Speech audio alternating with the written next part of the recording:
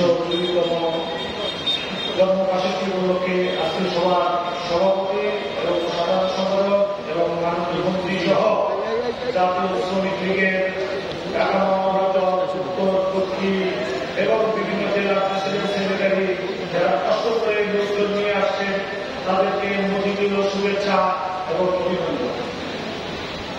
একটা কথা বলে আমার বক্তব্য শেষ করব।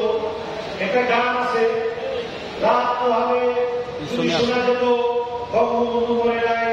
আসলে কি বঙ্গবন্ধু কিন্তু আমাদের কাছ থেকে পড়ে না।